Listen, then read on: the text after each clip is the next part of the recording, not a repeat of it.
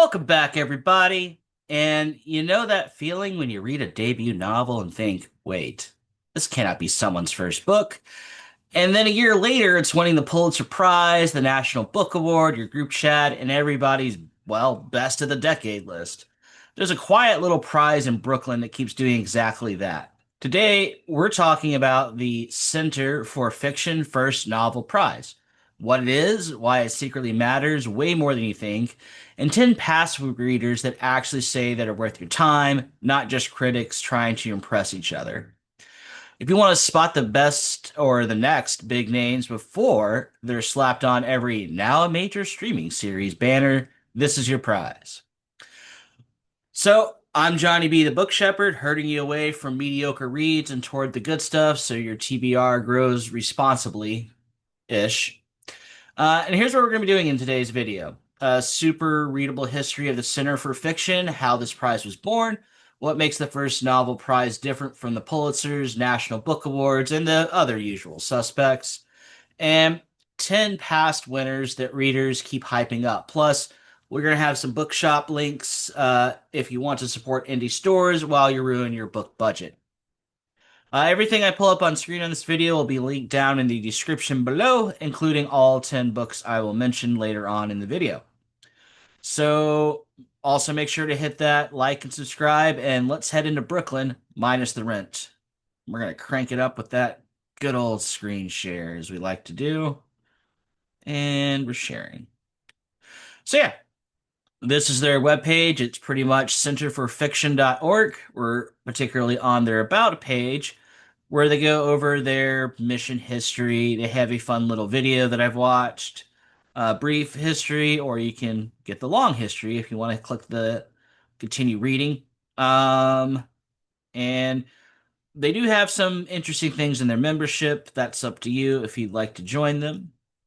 And what else? Oh, yeah. They have jobs and volunteer opportunities and fellowship programs that help, well, first time writers get to writing essentially.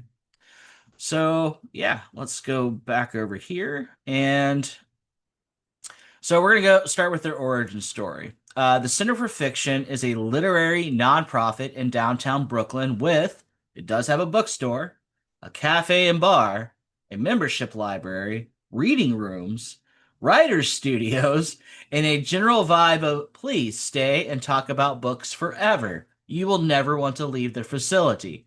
I mean, cafe, bar, and books. What else do I need? Anyway, continuing on.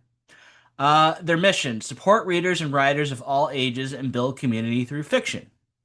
Uh, and they built at this a long time. The center traces back to 1820 when it started life as the Mercantile Library, one of New York's earliest lending libraries, set up so clerks and workers could borrow books before public libraries were a thing.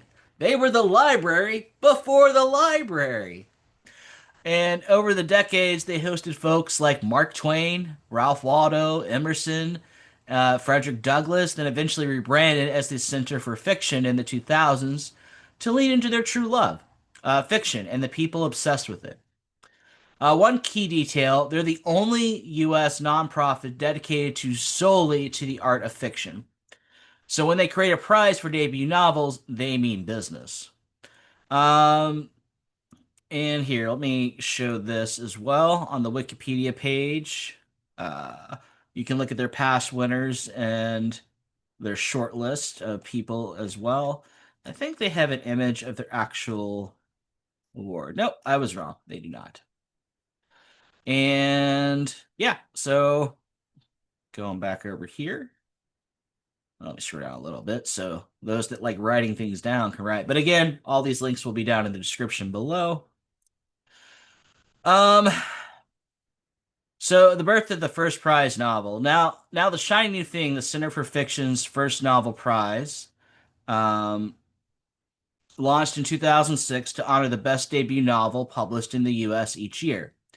It was originally called the John Sargent Senior First Novel Prize 2006 through 2011, then renamed the Flaherty Dunnan First Prize Novel 2011 to 14. Now It's just simply called the Center of Fiction First Novel Prize, which is easy to remember and fits on a thumbnail, thankfully. The basics. Who is eligible? English language debut novels by authors publishing their first novel in the US, with books released between January 1st and December 31st of the year.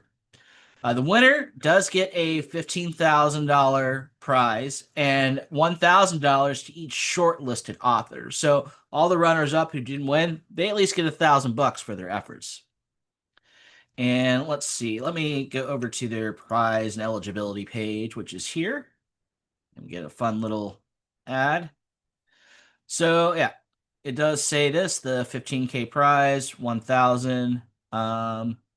So debut novel published in the United States between those dates. The long list is announced in the summer, followed by the short list in the fall. In December, the shortlisted authors are celebrated at the first novel that, and the winner is announced at the annual awards benefit.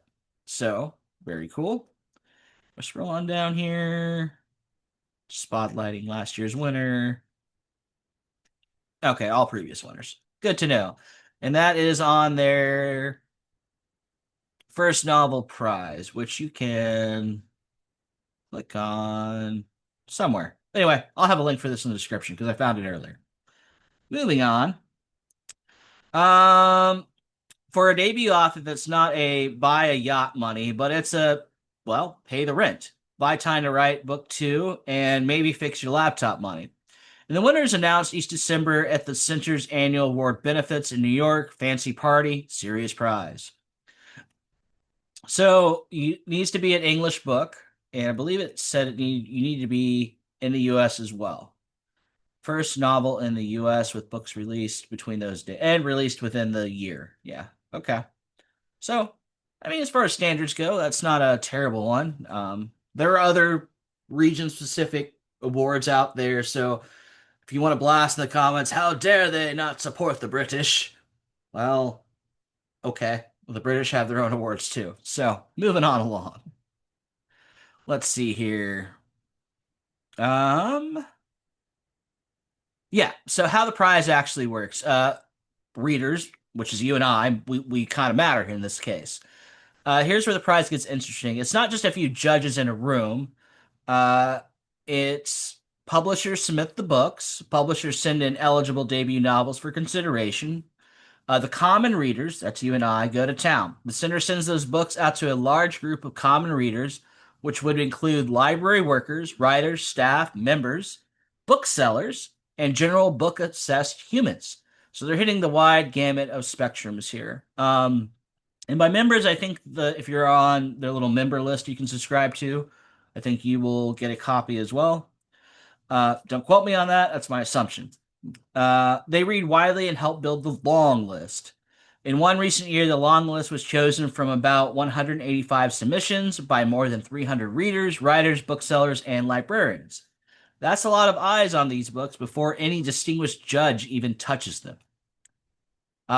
Which goes into step three, which is the author judge panel steps in, a panel of established American writers. America, go America. Yeah. Takes that reader-shaped long list and chooses the short list and the winner. So the books that make it in the final round have already survived a rough and tumble gauntlet of real-world readers, not just a single jury's taste. If you care what actual readers think, this process is a big deal. Well,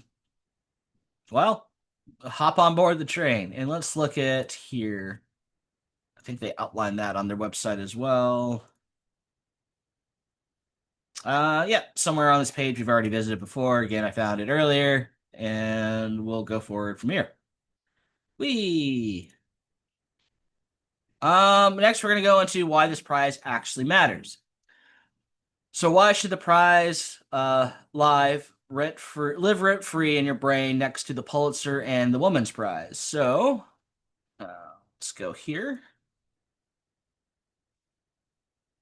And again, same kind of deal. We've already been to this page. It's 100% focused on debuts. So somebody's first attempt. Other awards they have include first novels. This one exists solely for them. Since 2006, it's been a pipeline for writers you've never heard of yet, but will absolutely hear about later. So it's kind of like finding out Johnny Depp before Johnny Depp or Anthony Hopkins before he's a household name, right? It's weirdly good at spotting future heavyweights. A bunch of winners went on to blow up. You have The Sympathizer by, forgive me, as we all know, I'm terrible at pronouncing names, but here we go. Attempt shall be made. Viet Thanh Nguyen, first novel prize winner, then Pulitzer Prize for fiction and several other major awards. There by Tommy Orange, first novel prize winner, went on to the New York Times bestseller, PEN Hemingway Award, National Books Critics Circle, John Lennon Prize, National Book Award finalist. And Luster by Raven Lalani, first novel prize winner, plus the Kirkus Prize, NBCC John Leonard Prize, Dylan Thomas Prize, and a slot on about a million best of the year list. More recent winners like Tyreek White's We Are a Haunting and Joseph Earl Thomas, God Bless You, Otis Spunkmeyer are already popping up on other prize lists and writers to watch features. So yeah, we'll do a quick scroll amongst past winners here. And that's the wrong page for that. Do I have a link? Link. Haha. Helps if I prepare in advance. And yeah, there's what these people look like. And 221, 220. And then if you on this page here, if you click all first prize novel winners, you will get this fancy collage and then the list from descending order from 2024 on back, which are pretty cool. And we'll scroll down to one more. Okay, we'll just, okay. One more plus one. We'll leave it here on the yellow dress lady. Alrighty. So if you want to read contemporary fiction, that's going to matter. This prize list is a cheat code, essentially. It's plugged into real reading communities because the Center for Fiction runs reading groups, a membership library, youth and school programs, events with authors, partnerships with libraries and booksellers. And I haven't partnered with them yet. Maybe that's in my future. Crossing fingers. The prize is naturally tethered to the ecosystem of actual readers, not just a prestige bubble. It's not really which book is most intimidating. It's which debut works on the page and survives a lot of different readers. Uh, Past winners readers still love. Now for the fun part. 10 books from past winners that readers keep talking about. Plus, I'm going to have Bookshop links down in the description for each one of these. These are pulled from winners list and cross-checked against things like Goodreads ratings, numbers of reviews, and ongoing buzz. So that's a criterion for my little short 10 list here. And you'll find all 10 links down in the description below. So let me pull up this first one here. And let's make it a little bigger, way bigger. So we're going to go Special Topics in Calamity Physics by Marisha Pessel.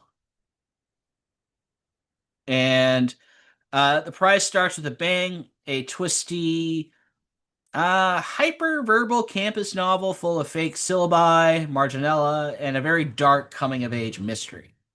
Readers still throw this one in the dark academia camp and strange literary mystery shelves, which means it's stuck in people's brains in the best way. So it's pretty much perfect for the puzzle-loving readers, fans of unreliable narrators, and anyone who enjoys books that look like they swallowed a syllabus. Now, I personally have quirks with dark academia, as the whole genre goes, and I've not read this one. So, because of my own bias, so I will have my own little special rant video on that later. But I don't disacknowledge that people who like that stuff, they're saying this one's a great one. So, if you indeed like this stuff, this is a good recommendation for you. We're going to move on down to The Brief Wondrous Life of Oscar Wilde by, oh man, Juno or Junot Diaz. So let's go ahead and pull that up. Yep, and also we're going to take note that they did also win the Pulitzer. Look at that. Yay. Now, before I go on here, I do want to mention about awards in general. Their general opinion, whether it's a group of people, panel of judges, or a sole individual's decision. They're all biased for good or ill, and that's okay to be biased. And I mentioned this in previous videos as well. So if awards don't do it for you, okay, read the reviews and see what other readers are saying. But we got to keep in mind for this award panel, yeah, there is a judge panel, but before the judges even see a list, the readers make the decision of what the judges actually see. So it's somewhat a hybrid. You get the boast of both, well, you get a readers group before the judges see it. So that's a good thing in my opinion, not a bad thing. Um, so back to our book, Best of Wondrous Life. It's nerdy Dominican kid in New Jersey, plus a family curse, plus Trujillo era history, plus science fiction and comic book references. And it's one of the most talked about debuts of the 2000s. It wins the first novel prize and goes on to win the Pulitzer. Goodreads and book clubs have been arguing lovingly about it ever since. And it's perfect for readers who like narrative footnotes, family epics, and emotional shrapnel, essentially. Going on to The Good Thief by Hannah Tinty. And let's see here. And it's an orphan with a missing hand, a silver-tongued con man in 19th century New England. Think Dickens, but with more grave robbery. It doesn't scream flashy, but it's one of those books that quietly racks up fans in book clubs and library displays. And it's really perfect for readers who found families, atmospheric historical settings, and a mix of grim and warm. Next up on our list from 2009, we have Woods Burner, and it is from John Pipkin. Hey, look, they mentioned our award on this one. Yay!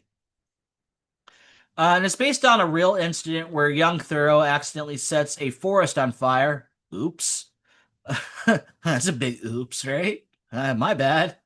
This novel spins out of the impact on several interconnected characters. It tells your thoughtful friend about it book rather than a TikTok juggernaut, and that's a good thing. And this is for readers who like slow burn historical fiction, moral complexity, and small event, big consequence kind of narratives. Now, um, this one's a really cool one. It's on my to be read list, and I've heard good things around the block about it. So, Matterhorn, a novel of the Vietnam War by Carl Marlantes or Tees. And we didn't get our fancy award, but we got a Buffalo ad.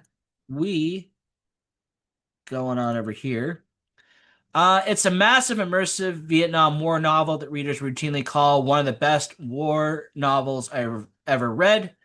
It's long, it's intense, and the readers' ratings are very high for something this heavy, which tells you people aren't just respecting it, they're genuinely gripped by it.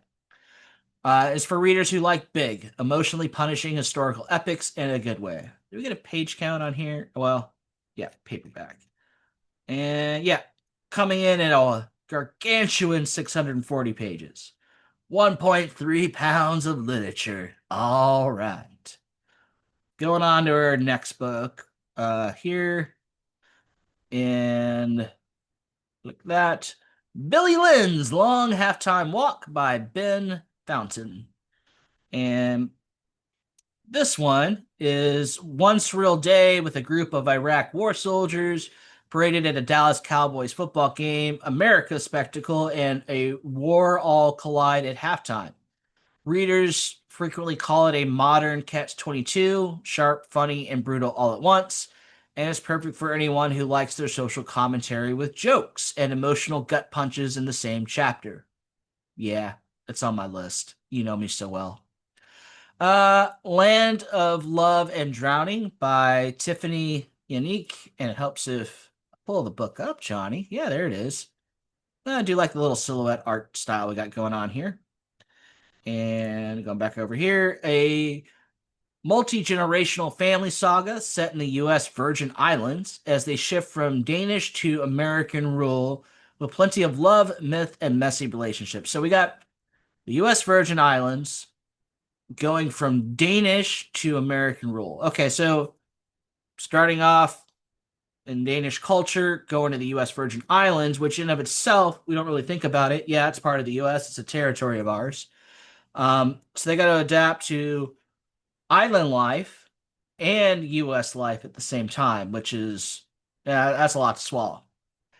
The average rating sits in the mid threes, but the enthusiastic reviews are incredibly enthusiastic. Aha, ha, enthusiastic to enthusiasm. Haha. Especially from readers who love richly rooted settings. Readers craving Caribbean history, generational drama, and a strong sense of place. So, to me, if this is your jam, it really is your jam. If it's not, it's not. So, depending where you lie, you'll either love it or you will consider it a waste of time, honestly. And then we're going to go on to The Sympathizer by Viet Van Nugent. Pull that up. And yep, it also won a Pulitzer. And uh, and I have read this one. So yeah, there is a book on this list I have read. Here's where I personally realized the prize really mattered. I read the Sympathizer before I fully clocked the Center for Fiction First Novel Prize.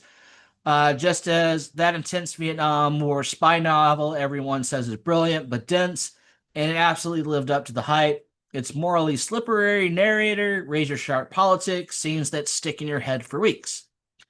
And then a little while later, I started noticing the pattern. It won the first Nobel Prize, and the Pulitzer keeps showing up in every series reading list. See, to me, a good book before it wins any awards is talked about in the community somehow, some way. Usually, not all the time, but usually that's how it goes.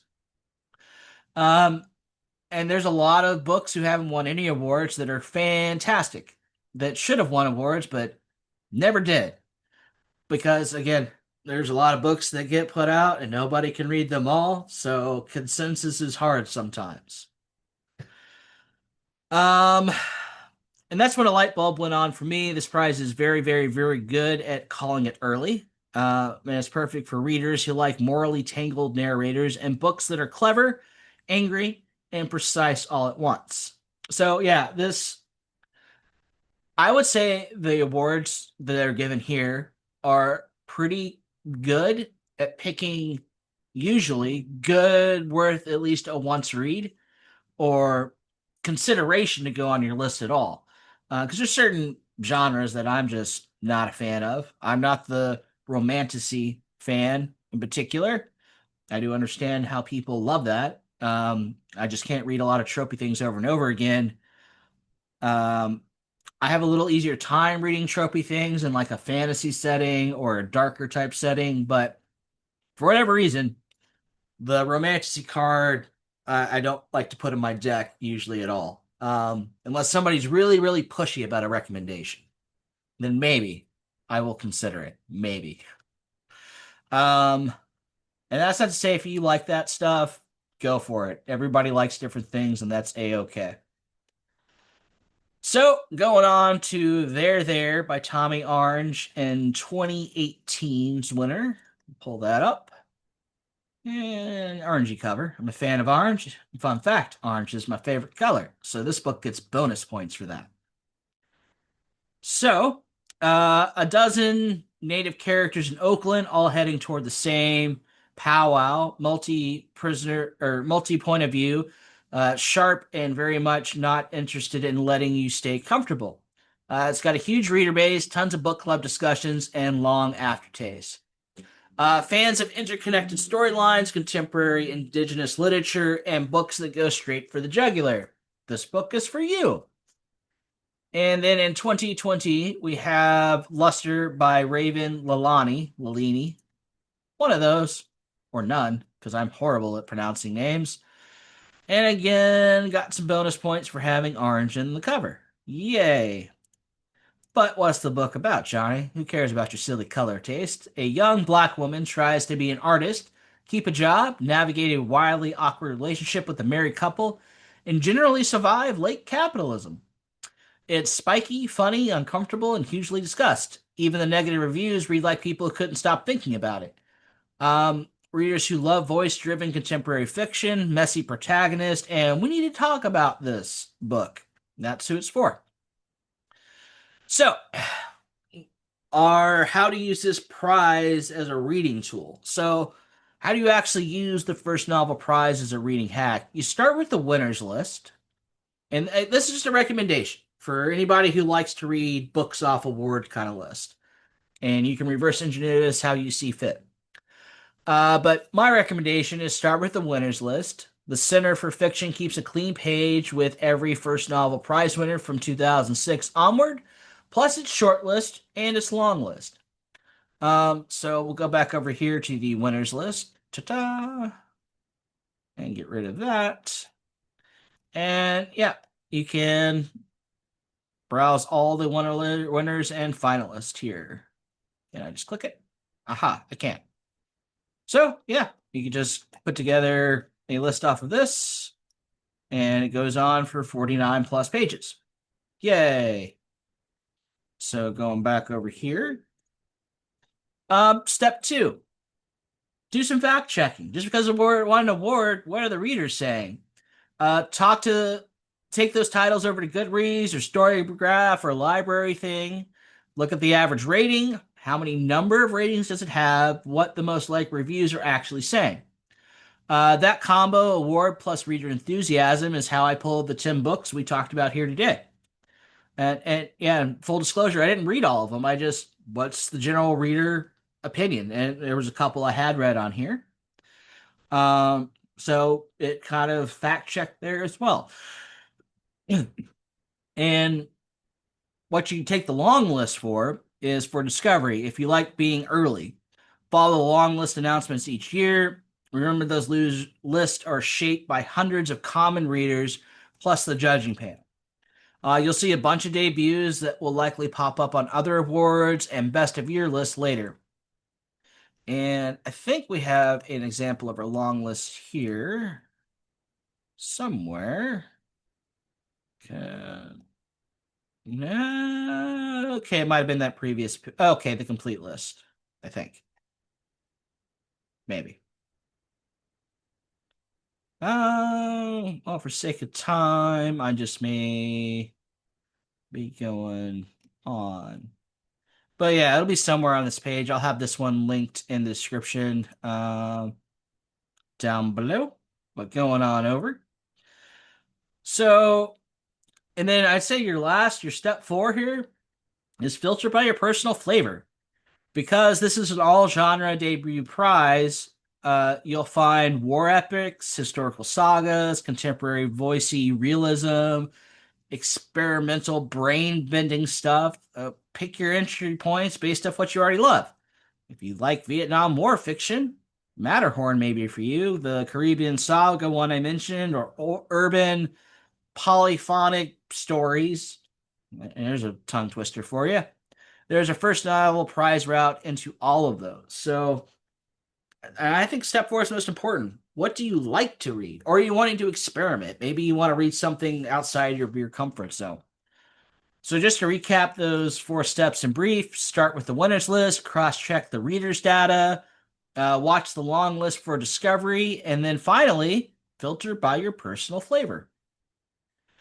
So the Center for Fiction First Novel Prize, in one breath, is pretty much born out of a 200-year-old library, the only U.S. nonprofit obsessed solely with fiction. A prize focused entirely on debuts, long list shaped by common readers, winners chosen by working writers, and a track record of picking books that readers keep talking about years later. If you want a reader-centered way to spot the next big thing in fiction, I mean, this list is worth bookmarking. It really is. All 10 books I mentioned are going to be linked via their bookshop.org and links in the description so you can support indie stores and the channel while you build your prize winner to be read pile. Now I want to hear from you. which of these have you read? Matterhorn, The Sympathizer, There, Luster. And which first novel prize winner or even long list title should I shove to the very top of my to be read pile? What do you guys think?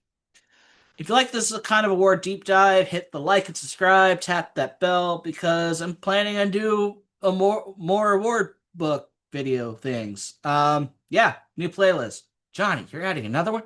Yes, I'm totally adding another playlist. So if you like what I'm doing here, I do have a Patreon. The link will also be down in the description. That helps support me, your tiny little creator, do more videos like this. So I do appreciate that. And then you're not just giving you money, you get to get invited to a book club and talk with me and the other people in the book club about cool books. If you like cool books, maybe check out my Patreon.